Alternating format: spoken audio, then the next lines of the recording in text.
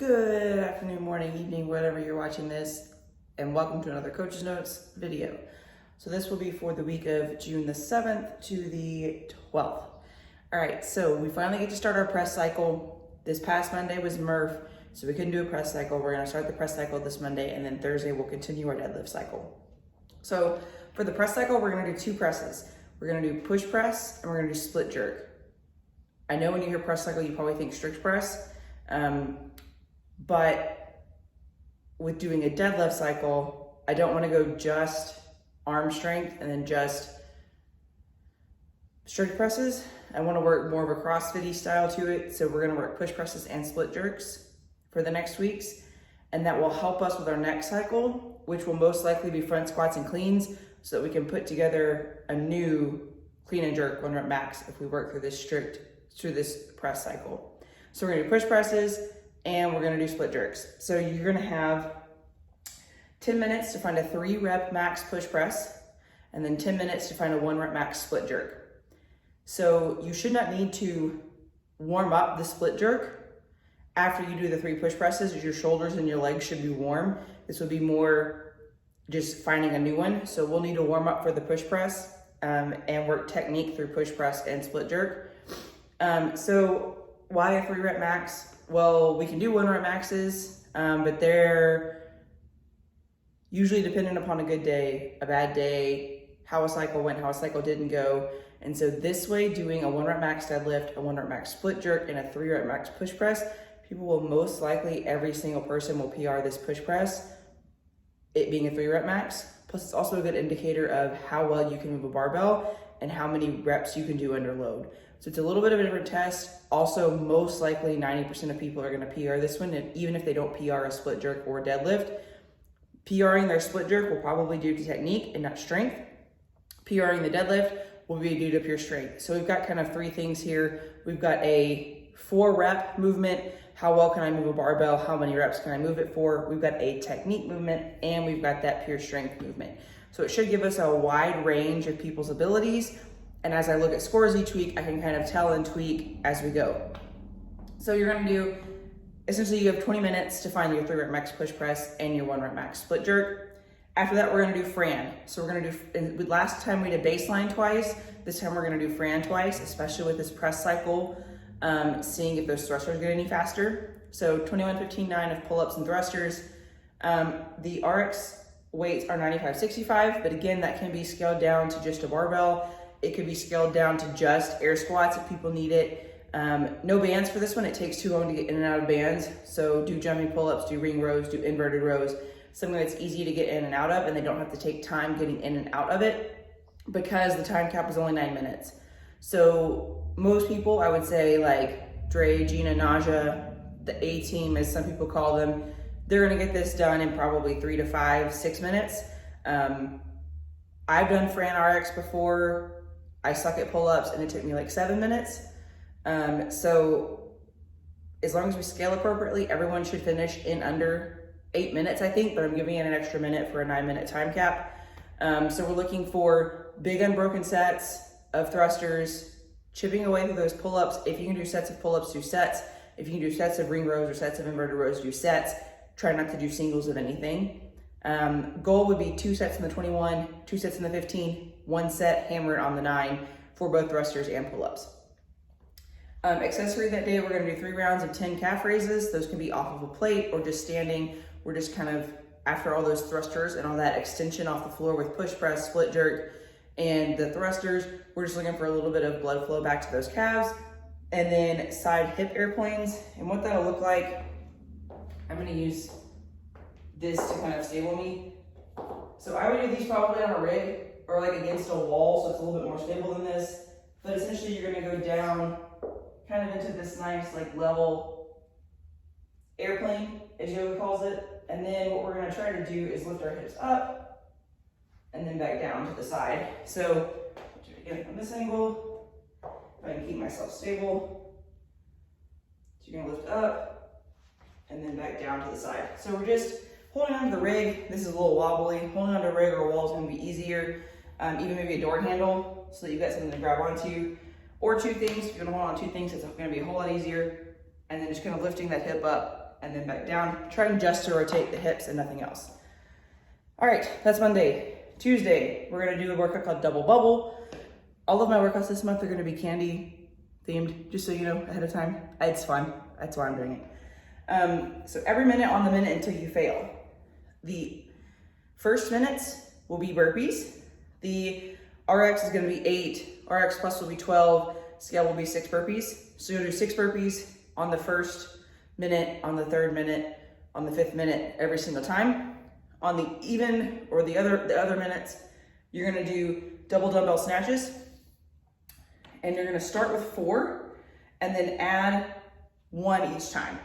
So double dumbbell snatch, I think we've done these before, not too complicated. We're looking for one head of the dumbbell to touch the ground and then come back up. So just nice here. Kind of just the top portion of that double press. Ideally, I think people will make it to about a 20-minute workout mark. Sorry, my computer turned off. Since it's a 2-minute EMOM, a 20-minute EMOM would be 10 minutes of burpees and 10 minutes of dumbbell snatches. And if we start at 4 and go up by 1 to 10, then we're looking at 14. I think people can get there. I think the burpees will fatigue faster than the double dumbbell snatches. I think the burpees are gonna get people, especially if they don't just drop and stand back up. So ideally, we wanna try to make sure those burpees are done in about 40 seconds, 45 seconds to give you about 15 seconds rest and transition. This will be kind of like a death by workout that will get people in the beginning. If they go super fucking fast on the 4, 6, and 8 double dumbbell snatches, they're gonna wear themselves out and they're not gonna make it farther in the workout. If you think about 20-minute EMOM, that's looking about 14 dumbbell snatches. If you look at a 30-minute EMOM, that's looking about 24. If you're fresh, you can definitely do 24 in a minute. If you're fatigued, I think people might make it to 18. So it'll be a longer workout. So I think we're gonna do that day. When we warm up, it won't be a whole lot of warm up. Because the burpees, that first set of burpees and the first few sets of those dumbbell snatches will help them warm up a little more. So it'll be a little lighter on the warm up, and then we'll just get to this workout and see how far people can hang on. Make sure we scale them appropriately so that they can hang on longer. I don't want people trying for 12 burpees in the first 5 minutes. So they get 3 rounds of 12 burpees in, and then they just absolutely tank after that and they can't get anything done. So this workout will be every minute on the minute until you fail. If you fail the burpees, you're out. If you fail the dumbbell snatches, you're out. So don't go ham on the burpees in the beginning and think I can do 12 each minute if you can't hang on to 12 for at least 5 to 10 rounds of 12. All right.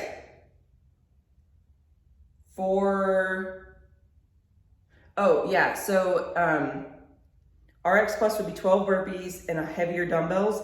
Scaling will be lighter dumbbells and then 6 burpees a minute. Wednesday, workout called Razzles. We're doing 6 rounds per time. Remember, this is more of our cardio sweat check day instead of a high skill, heavy implement day. So we're doing 6 rounds per time. You have every 6 minutes. So 6 times 6 is 36. So again, this is a longer workout. You're doing a 400 meter row, 50 double unders, 200 meter run. So if you think about it, a 400 meter row takes people anywhere from 1.5 to 2 minutes. 50 dubs should take about a minute for most people, and then a 200 meter run should take about a minute. So we're looking at about 4 minutes, so you get about 2 minutes rest in between. I think most people will probably drift more towards 1.5 minute rest, but I think 80% of people probably have about 2 minute rest if you scale appropriately. So if people row super slow, have them do a 200 or a 300. We want to keep that row right about 2 minutes, maybe 2.5 minutes or faster. The dubs, try to keep them under a minute. And then the run, we want about a minute, minute and a half. We want to give everyone a good chunk of rest. So in between those rounds, so we're kind of like hammering something and then rest, hammer, rest, kind of an interval style. So Monday is just like a one-time hammer, get it done under 9 minutes. Tuesday is more about how long can I hang on? How can I appropriately scale this to where the burpees don't slow me down, but what slows me down is my ability to do double dumbbell snatches, and then the fatigue that sets in. And then this one will be more sprint and rest to regroup all that energy sprint and rest to regroup all that energy, more interval work than it is just long Metcon or short Metcon. The accessory that day, we're gonna do 3 rounds of 10 lying banded lat pull downs. So essentially what they're gonna do is they're gonna lie down on the ground, attach a band to the rig with hands overhead, and then pull it down to their hips. And they're gonna do that in a hollow position. So obviously their arms will be in a hollow at the start, but at the end they'll be touching their hips. But those feet, I'm sorry, let me back up so you can see me. The feet will be in a hollow, and they'll be in a hollow here, and then they'll pull a band down to their hips and back up. Just like that. Now with this workout being 36 minutes, if you do say a 10-minute warm-up, that's 46 minutes of your class already. If you add in 5 to 10 minutes of transition time because people are being weird, which really you don't need that much equipment, get out of row, get out jump rope, we're ready to go. You're gonna have just enough time to do these. If you don't have enough time to do these, that's okay. I would really like you to get to them though if you can. They're gonna be really good for people's shoulder strength, especially coming off of Murph, coming off of Fran. It'll be good, nice blood flow to those places and nice muscle and tendon lengthening. So we're gonna do those and then 10 arch ups. So they'll just flip over onto their belly, lay down in that flat position and then arch up and back down.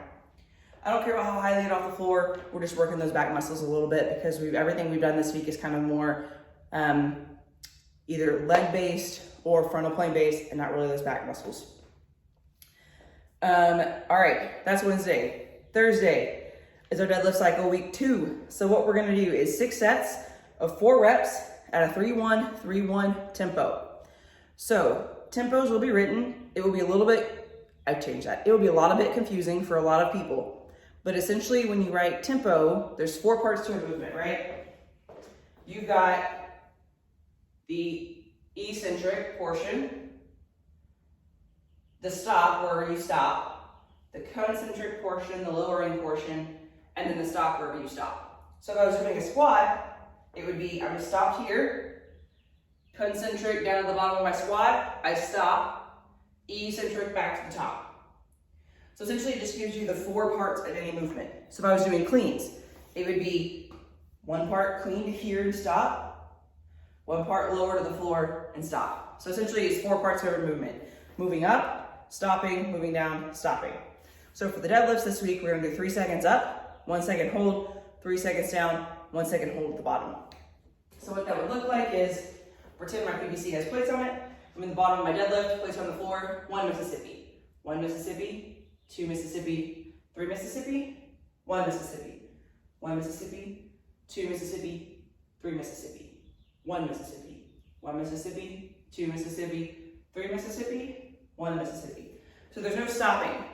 There's no rip off the floor, there's no drop back down, there's no let go, no stopping. 1 second on the floor, 3 seconds up, 1 second hold, 3 seconds down. 1 second on the floor until you hit 4 reps. It's a lot of time under tension, and it's really good for building deadlift strength. People will also start quickly to find out if they're actually using their legs or if they're using their back. If they're using their back, just give them the, cues of shoulder blades in your back pockets. Just keep that back tight. Tell them if their butt is rising too fast or if their butt is too low, and give them the push to the floor cue. Some people, it will help if they take their shoes off to do deadlifts. If we're doing conventional deadlifts, they're not gonna drop the plate. We're not doing cleans and the bars are bouncing everywhere. Nobody's gonna drop plates on their toes, I hope. So if they wanna take their shoes off and do deadlifts that way so they can feel the floor and really push against the floor, that'd probably be a good idea as well. So we're doing 6 sets of 4 of those at 50 to 70%. The time under tension is a lot, and doing tempo the first time can be super heavy for some people, even if the barbell is not heavy. So we'll probably try to stick around somewhere between 50 and 70%. I noticed last time in the snatch cycle, when I would say 50%, people were still doing 90% for their snatches, and that's not what we want. I know we've got some difficult athletes and we've got some stubborn people who don't necessarily want the coaching, they just want to come in and work out. But if you can use your coach persuasion to get them to do the right weight so that they can actually have better form and better technique and strengthen these muscles in a different way than just lifting heavy by lifting with time under tension, their deadlift is gonna go up. Those people that didn't really see snatch PRs are the same people that I saw every week using the exact same weight. That was about 90% of their snatch, and they weren't using the lower weights to learn technique. So just food for thought, try to get them to do that. Then the workout for that day is sweet and tart. You have 7 minutes to get as far as you can with 10 cal row, 10 toes to bar, 10 cal row, 9 toes to bar, 10 cal row, 8 toes to bar, 10 cal row, 7, all the way down to 1. So essentially you're doing 10 cal row and then 10 to 1 of toes to bar. And try to get as far as you can. So the weird thing about this week is on Wednesday and Thursday, there's rowing. And then on Thursday and Thursday and Saturday, there are toes to bar. So last time we did a lot of pull-ups, this time I throw a lot more toes to bar in there. Last time we did a lot of running, this time I throw a little bit more rowing. And like I said, try to keep it a little bit shorter or a little more indoors. I know some of these workouts this week are a little long, but a lot of it is rowing and a lot of it is inside where people can stand in front of the fan and they're not having to go outside in the heat. And then we will work on making them shorter and shorter as we go. Sometimes people feel like the longer workouts, they work out harder because they're working out longer. Some people think that those are better. They can be, they cannot be. So it's, if they complain about it being too long or too short, just tell them that each workout has a specific purpose and you will get fit doing either one.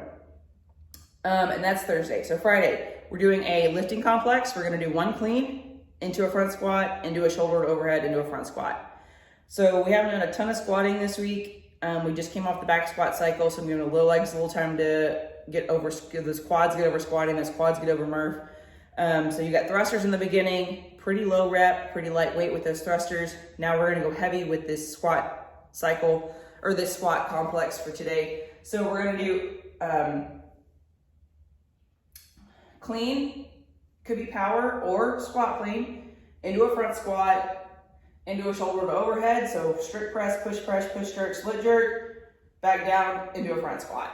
So essentially, you could be doing 3 squats: squat clean, front squat, jerk, front squat. Really, we're just looking for a heavy complex. We want to see how well we can move the bar, how fluid we can move the bar, kind of working more of a heavy clean. We haven't done any heavy cleaning or heavy front squatting in a while. So we're just kind of looking at how this complex goes, do a little bit of strength training, look at technique. The workout that day should not take very long. It's 3 rounds. And so you have about 15, 20 minutes to do this complex. They can work as heavy as they want. If they want to stay light and work on technique and do a few reps, that's fine. If they want to go heavy, that's also fine.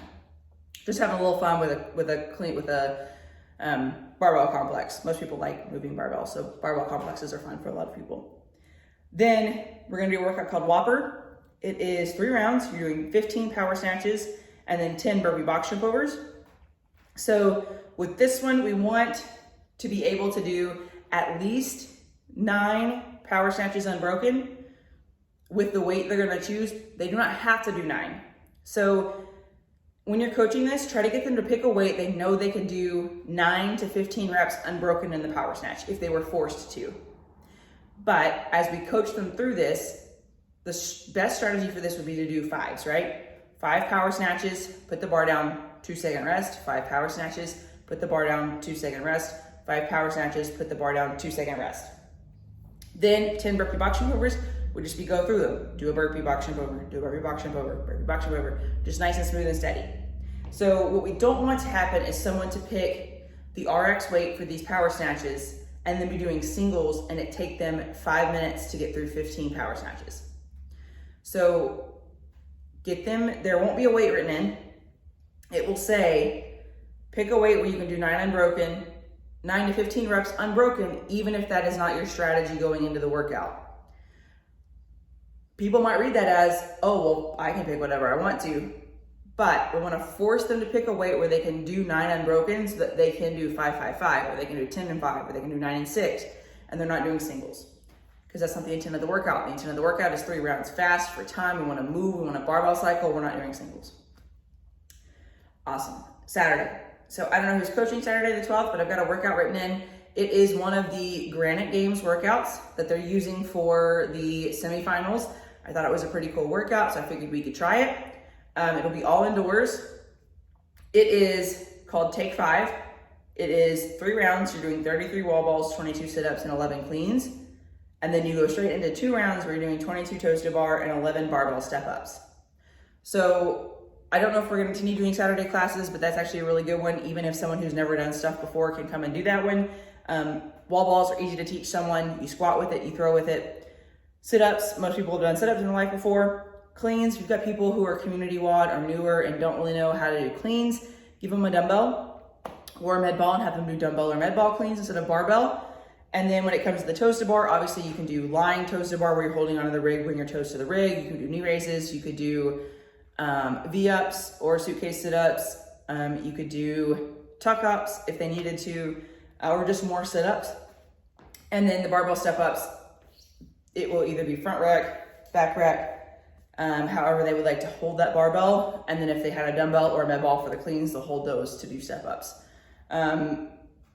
I think that one will be a fun workout. It looked really interesting in just how it was programmed. So I thought we would try that one on a Saturday and see how it goes. So those are the coach's notes for the week. I'm excited to start the press cycle with push press and split jerk. And continue our deadlift cycle. If you have any questions, please let me know. Continue to try to build those relationships where people want you to coach them and want you to give them hints and tips on how to move and what weight to move so that they actually can hit PRs and get better at the lifting. Last thing, I forgot this. So a couple of the gyms that I've been to, a few that I've dropped in at, that I've seen, they do this fun thing where they do monthly challenges. So Lydia and I dropped at a gym a couple months ago and they did 30 seconds of push-ups every day. And they were trying to accumulate as many push-ups as they could over the month. I was a part of a box in Connecticut that did this, and they did things like how many lunges can you do? How many miles can you run in a month and stuff like that. So since we're not doing a ton of squatting this cycle with pressing and the deadlifts, and we're just squatting through normal patterns in the middle of the week, I'm gonna add this challenge in. So it will be, I haven't decided yet, somewhere between 300 and 500 double kettlebell front squats a week. So if people come in, and I think we'll go 300 to start this off, or maybe we'll say 500 other month. Can you get 500 double dumbbell front squats in a month? So what that will look like is about 125 a week. Can you do 125 double dumbbell front squats a week? They could come in and do them all in one day if they wanted to. They could do 20 a day, 30 a day, whatever they want. But if they complete the challenge and they get 500 in the month, we're gonna print everyone's name on a piece of paper, put it in a photo frame, hang it on the wall somewhere. And that way, everybody's like, oh, I completed a challenge, or my name's on the wall, oh, I'm so excited to be here, I'm so excited to get better. It kind of gives them a little motivation to keep going. So the weight for the double dumbbell front squats will be whatever they choose. They just can't go lower. So if they choose the 25-pound kettlebells and they start for 2 weeks and do 25 and then they go to 35, they can't go back to the 25s. If they start at 35 and they're like, oh shit, that was really heavy, they gotta stick with the 35s. And we'll put a little space on the whiteboard underneath the TVs where Lydia was writing her junior stuff with everybody's names and their score for how many double dumbbell front squats they've done, and let them hit that challenge. I think it'll be really fun. The reason I picked this one first was because I did this challenge back in, I think it was the end of 2019. It was either the mid 2019 or end of 2019. And I did this. I wasn't training squats. I wasn't doing heavy back squatting. I wasn't in a front squat cycle. I was in more of a gymnastics cycle, trying to learn gymnastic movements. And I did this on top of it. And I PR'd my back squat by 25 pounds just by doing this. And I've heard of a ton of people that have really great success with PRing their squatting. So front squat, back squat, cleans, snatches, by getting stronger by doing these double dumbbell front squats, or double kettlebell front squats, I'm sorry. So they're gonna try to get 500 over the whole month. It's about 125 a week if they wanna split it up that way for the 4 weeks left in June. We'll put everybody's name on the board if they wanna join. I'll put a post out on Facebook, and it'll be a way that we can increase squatting through our cycle at people's own pace, and while we do presses and deadlifts. I'm super excited about it. I had a lot of fun doing it when I did it, and I think people in the gym will too. So have a good week.